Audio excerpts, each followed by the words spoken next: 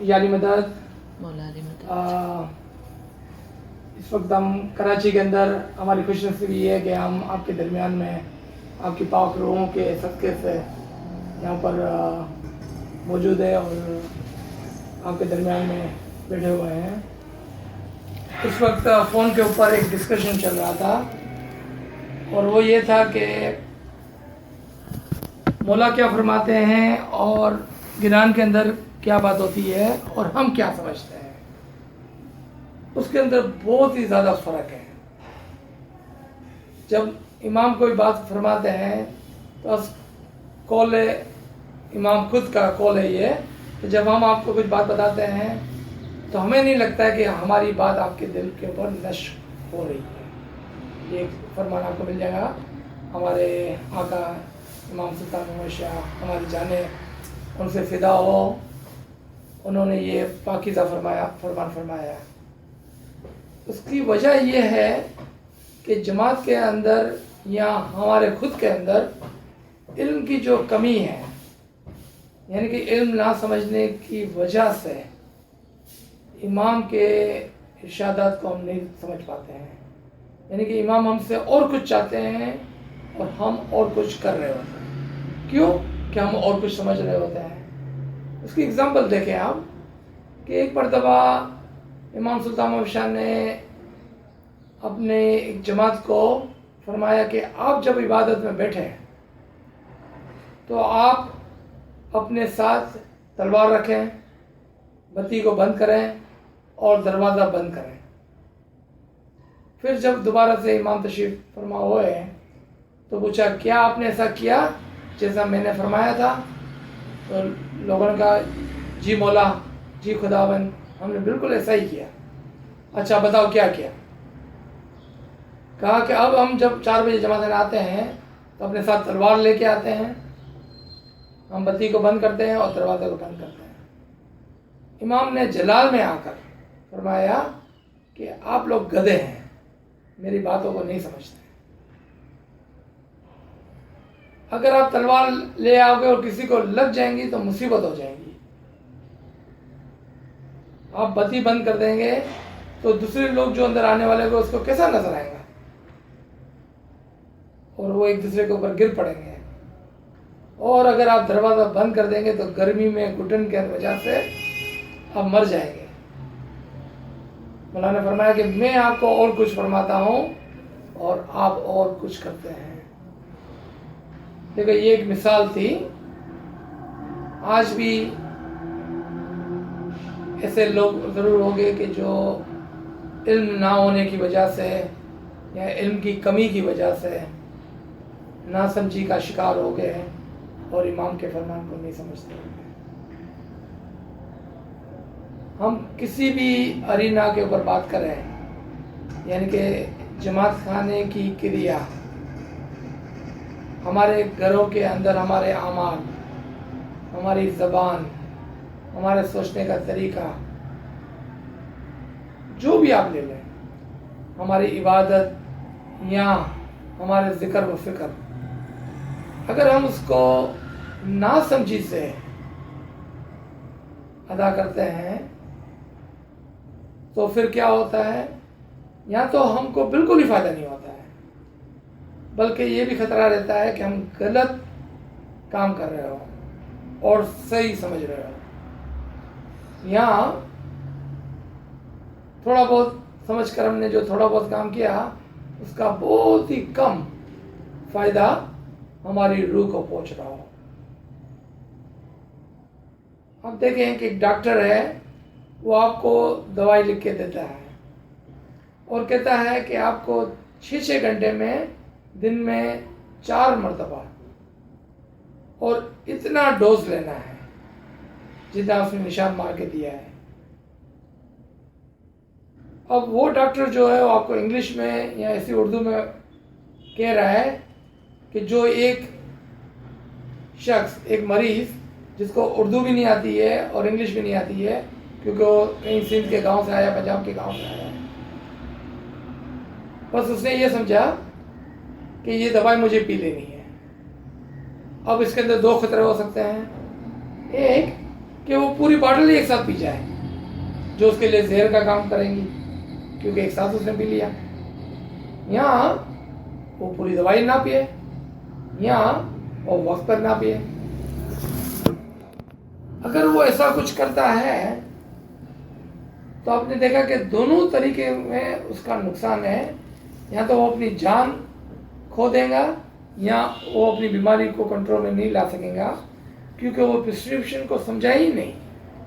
اسی طرح سے امام ہماری روح کے ڈاکٹر ہیں، جب وہ ہم کو پرسکرپشن لکھ کے دیتے ہیں اور پھر اس کے ساتھ وہ طریقے بتاتے ہیں کہ کتنا کس وقت کیا کرنا ہے، اور اس کو اگر ہم نہیں سمجھتے ہیں تو پھر یا تو ہم اپنی روح کو سرے سے ہی مار ڈالتے ہیں، یا تو اس کو اتنا فائدہ نہیں پہنچاتے ہیں، یا اس کی بیماری کو اس طرح سے دور نہیں کرتے ہیں جس طرح سے ہم کو کرنا تھا۔ کیوں؟ کہ ہماری روح بیمار ہے آج، بلکہ یہ شکایت کر رہی ہے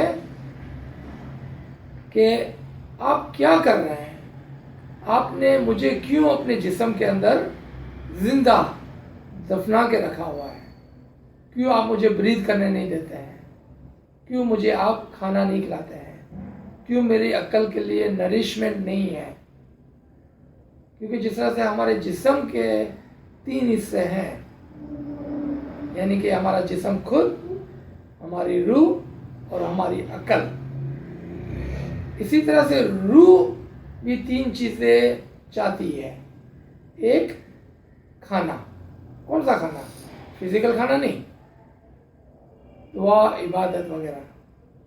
پھر اس کو عبادت کی بھی ضرورت ہے، اور پھر اس کو علم کی بھی ضرورت ہے۔ یہ ہم نے شروع کیا نیچے سے اوپر، اب آئے ہم اس کو دوسرے طریقے سے دیکھتے ہیں کہ علم سب سے زیادہ ضروری ہے، کیونکہ ان 3 چیزوں کے اندر سب سے اعلیٰ وہ ہے۔ تو علم کے بغیر آپ اپنی روح کو نہیں سنبھال سکتے ہیں، اور روح کے بغیر تو ہم مردہ ہیں، ہم اپنے جسم کو نہیں سنبھال سکتے ہیں۔ تو آپ نے دیکھا کہ عقل اور عقل کے لیے جو علم کی ضرورت ہے وہ کتنی ضروری ہے، اور کتنی، یعنی کہ اس کے بغیر نہ تو ہماری روح سمجھ سکتی ہے، نہ اس کی نجات ہو سکتی ہے، اور نہ ہی ہمارے جسم کو ہم اس طرح سے سنبھال پائیں گے جس طرح سے سنبھالنا چاہیے۔ کیونکہ جسم کو سنبھالنا بھی اتنا ہی ضروری ہے جتنا روح کو، کیونکہ جسم بیمار ہوگا تو روح کیا کریں گی؟ اس کے برعکس جسم تو تازہ ہے، اٹھا کٹا ہے، لیکن روح بیمار ہے تو جسم کیا کرے گا بیچارہ؟ اب اس کے دونوں کے اوپر ہماری عقل ہے۔ اگر عقل بیمار ہے تو یہ سب سے زیادہ خطرناک اور بڑی بیماری ہوگی۔ آپ دیکھیں کہ ایک جسم کا جو گناہ ہے، یعنی ہمارے ایکشن سے جو ہم گناہ کرتے ہیں، یا ہمارے الفاظوں سے، یا ہماری نگاہوں سے، تو وہ ایک گناہ ہے۔ اس کے اوپر ایک اور گناہ ہے جو ہماری روح کا گناہ ہے، یعنی کہ امام کا نافرمان مانتے ہوئے عبادت بندگی میں کوتاہی کرنا، اور دعا وغیرہ کے اندر، زکوٰۃ وغیرہ کے اندر، یعنی کہ دسم کے اندر کوتاہی کرنا۔ لیکن اس سے اوپر جو ہے وہ ہماری عقل کا گناہ ہے، جو اتنا جلدی ہوتا ہے کہ ہم کو پتہ نہیں چلتا ہے۔ یعنی کہ ہم سوچ ہی سوچ میں منٹیں بھی نہیں، سیکنڈوں کے اندر کتنے گناہ کر لیتے ہیں جس کا کوئی حساب کتاب نہیں ہے۔ آپ نے کسی کے بارے میں برا سوچ لیا 1 سیکنڈ کے اندر، آپ کو پتہ بھی نہیں چلا۔ آپ نے کسی کو پری جج کر لیا۔ کیا ہے یہ پری جج؟ اور یہ گناہ شاید ہم ناسمجھی کی وجہ سے بہت زیادہ کرتے ہیں۔ ہم نے جماعت خانے میں کسی شخص کو دیکھا، فوراً سے جج کر لیا، یار یہ شخص کتنا گندا ہے، یا یہ شخص کیسے کپڑے پہنا ہوا ہے، یا یہ شخص کیسی باتیں کرتا ہے۔ اس کے اوپر سے ہم نے اس کو جج کر لیا 1 سیکنڈ میں، اور ہم کو پتہ بھی نہیں چلا کہ یہ تو بالکل بیکار ऐसा आदमी है, इसका मतलब ये अच्छा इस्माइली नहीं होगा। दूसरा देखें, एक आदमी आपको कहीं बाजार में या कहीं किसी पार्टी के अंदर या अपने घर में या कहीं पर मिलता है, एक सेकंड में आप उसको प्री जज करते हैं, यार ये शख्स कभी जमात आने नहीं आता है, ज़रूर ये इस्माइली नहीं है या ये अच्छा आदमी नहीं है, क्योंकि आपको जमात आने नजर नहीं आता है। एक मौला का फरमान है कि एक मोमिन इसलिए मोमिन नहीं है कि वो जमात आने आता है। एक मोमिन उस वक्त मोमिन होता है जब वो एक अच्छा इंसान होता है। तो आपने देखा कि इमाम की नज़र में मोमिन की क्या क्राइटेरिया है, और हम किसी शख्स को देखते ही उसको प्री जज करते हैं और उसके बारे में ये कियास करते हैं कि ये अच्छा है या बुरा है। आपको पता है आप क्या करते हैं? आप कहते हैं मैं खुदा हूं और मैं जानता हूं कि वो अच्छा आदमी नहीं है। इतना बड़ा गुनाह, इतना बड़ा गुनाह एक सेकंड के अंदर, जिसका कोई हिसाब किताब ही नहीं है। क्यों? कि हमको पता ही नहीं है हमने गुनाह किया, और जब पता नहीं है तो हम कैसे माफ़ी मांगेंगे उसकी, कैसे माफ़ी मांगेंगे, और ये बहुत बड़ा गुनाह होगा। तो यहाँ पर हम इस छोटे से लेक्चर को रोकते हैं एक सेकंड के लिए, ताकि सवालात के लिए गुंजाइश हो। तो ये हमने देखा कि समझ